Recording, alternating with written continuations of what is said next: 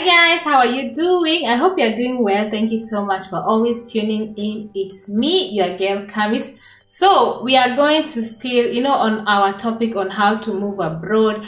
And before I continue, I am not here to encourage people to live where they like their countries, and I'm not trying to show that where you are right now is a bad place. But this video is for those people who want to explore, those people who want to live abroad, those people who want to live in a different environment. So I am not discouraging you like where you are that to show is in a bad place. No, it's just for people who want another life, a different life, want to experience a different life. Anyway guys, so now today we're gonna be talking about moving to Europe, and today we're gonna be talking about Germany and Sweden. How do you move in as an au pair? Okay, we've been talking about different visa option, the best visas to use to move abroad. So au pair program. So what is an au pair? Au pair is basically a nanny, or like it's just like a baby caretaker. So you come, and then you're invited by a family, you live with them, you sleep in their house, and then you take care of their children, and then you go to school. For example, if you're going to come to Sweden, you take care of the kids, and then you have the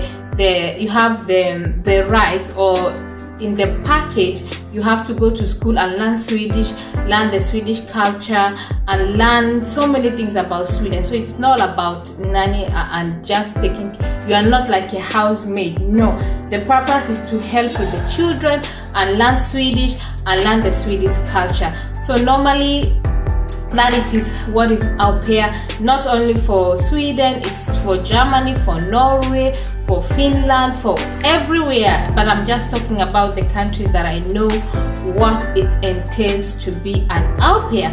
So how do you apply to, how is the process? The process of being an au pair actually is not really hard. It's very, very simple. For example, the best site to apply and look for a host family, the family that is going to host you. You're gonna take this in one of, I'm gonna give you the links down. It's aupair.com. That is one of the links, or the site that has been legit, is not fake, and there are so many host families there. So you can check there, you register yourself, and then you start searching for for a family. But one tips I want to give you guys is, like, for example, if you want to come to Sweden, if you come to Germany, if you want to come to Norway or Denmark, the best thing for you to do is start learning the language. Yes, this is going to be a plus, because maybe some host family wants somebody that can already speak their own language. So it's very good that you learn the language, so that when you come here, you are not like, because of course the family could be speaking English, but still in the society they speak their own native language. So one tip I would like to tell you is that learn their languages first, and then so when you are coming, it will be so easy for you to mingle and to enter, because when you don't know the language, it becomes very hard. Like when I came to Sweden, I could not speak the language, and I felt really bad. Like when I'm in the train, people are talking, they are laughing, I don't know what they are saying, I don't know, maybe they are talking about me. It feels so strange. You don't fit in, you don't feel like you are among, you don't feel part of the society. So the best way to feel part of the society is to learn the language. So what you do, like for example, if you want to come to Sweden and Germany, for example, you register yourself in aupair.com, aupairworld.com. You put your profile, you put there are so many, they ask so many questions about you personally, your name, and other details that you fill in, and then it's come about where you describe yourself, like who are you, and why do you want to come as an au pair. It's like a motivational letter.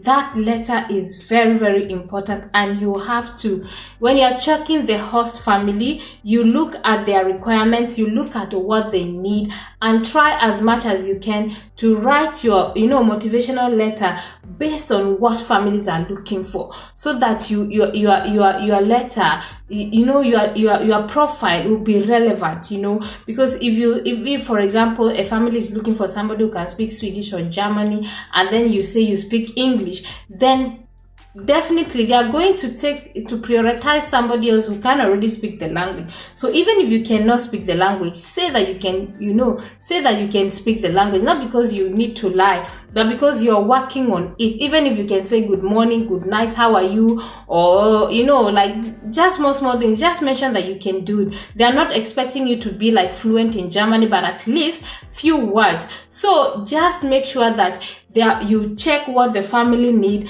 and then you write your motivational letter based on what they're asking for. And believe me, they're gonna pick you, you understand, so that you are not left out, so that your profile, everything about you becomes so relevant. Okay, for example, if you want to come to Germany, don't be limited. Check other German speaking countries like Austria. I don't know if Switzerland speak German, I think so. So just check all those countries that can speak German, so that you apply broadly. You understand? So that is very good. And if you want to come to Sweden, you can also check on Norway, because if you can speak Swedish, you can understand Norway, and you can also understand little bits of Danish. So if you can speak one of those languages, even when you come here to learn the other languages, is going to be easier for you. So guys, so you apply, and then the most hardest thing is to get a host family. So that is why your profile and your motivational letter has to be very good, has to be relevant, has to be on point, has to be appealing, so that the family will be like, wow, it's there's a place where they want you to send pictures of you taking care of children. So you have to take good pictures. Maybe you are swimming with the kids, you are riding bike with the kids, you're in the park with the kids. And also, why do you want to be an au pair? You have to say that you want to work with the children in the future. You just have to, or you want to learn more about Sweden or Norway or whatever, because you want to work in the tourism industry or something like that. Okay, so guys, number one, your motivational letter is very important, and describe yourself so that it will be easy for you to get the host family. Because guys, once you get the host family, the issue of visa and all other things, it's easy. Because it's hard, because some families will chat with you and then they will just disappear, they will just ghost you. So once you get one that is serious, then take it serious and start planning yourself, because once you get the host family, believe me, when it comes to the issue of visa, it doesn't take so much time. Okay, once you get your host family, the embassy, you go to the particular embassy, whether it's a German embassy or Norway embassy or Finnish embassy or Swedish embassy, in wherever you are in your country. You go for an interview. So after the interview, they will call you, and then your visa is out, and you pay whatever you need to pay, and then you start planning. So one of the tips I want to give you guys is that, for example, in Sweden, the Aupair program is only 1 year. So in your application, please tell them that you need to come sometimes earlier, because in Sweden there are some processes. For example, the issue of the personal number, there's something they call the personal number, which takes time. So you need some time to go to all these offices, and so that you can apply for your personal number, so that 1 week or 2 weeks is not deducted from your 1 year contract. Normally your contract starts 1 year and is exactly 1 year. So you can write in your application, please write in your application that you need to come before your contract starts, so that you'll be able to get your personal number and other governmental offices. Maybe you have to register yourself with the insurance company, which they call for Secret Casa. Maybe you need to get a school, where you're gonna read your Swedish, your Swedish, because you need to read Swedish. That is a must. You are here to be a nanny, you are not here to be a housemaid. So you have to also, try to plan yourself, so by the time everything is settled, then you can now start your work, and so you don't lose those 1 week, waiting for your personal number, meaning maybe trying to open a bank account, because like in Sweden as an au pair, you get about 3,900 Swedish kroner. I think in Germany maybe it's like 350 euros per month, okay? But one thing about au pair, one advantage about au pair, in Sweden it's 1 year, I think Norway is 2 years, I don't know about Denmark, I think Austria too is 2 years. I'm gonna check, maybe they have changed because it's been a long time. I checked on their visa, the validity of their visa. So you one thing about au pair is that once you come, you don't have so many expenses. You live with your host family, so they feed you. The only thing you need to buy is clothes and transport, and then the school you read a Swedish, it doesn't cost anything. So it's, and your family, even if it costs, your family is responsible for that. So basically everything is provided for you, and then you work like in Sweden 30 hours. I don't know if Germany is 40 hours. You work 40 hours in a week, so which means you have both school and nanny, like taking care of the kids combined, is maximum of 40 hours. So you are not here to be a housemaid. Though some families take advantage. I've heard some au pair complaining that their host family don't even allow them to have a free time. Normally they're supposed to be with your family from Monday to Friday, so weekends you are on your own, doing your own things, okay? You are free. So that is when you start mingling with people, a lot of people from your country, from different countries, so that you can know what to do after au pair, so that you will decide, do I really want to settle here, or do I want to go back home? What did I think about Sweden? Would I really want to come back? Okay, you have to find your way out, because this is just an opportunity. Of course, when they are at the visa interview, you have to say that you're coming back, because it's not really allowed for you to stay after your visit. But you just have to find a way, one or the other. Maybe extend your visa, maybe go to another country. Maybe you finish in Sweden, you try to apply for another host family in Denmark or in Norway or in Austria, okay? Now, for example, in Germany, I think after your au pair program, you can do something they call Ausbildung, and then most of the people take nursing as a course. So that is very good. So after you finish, you can apply for that. But what is most important is the language. Once you can speak the language, many doors are going to open for you. So be very sharp, be prepared.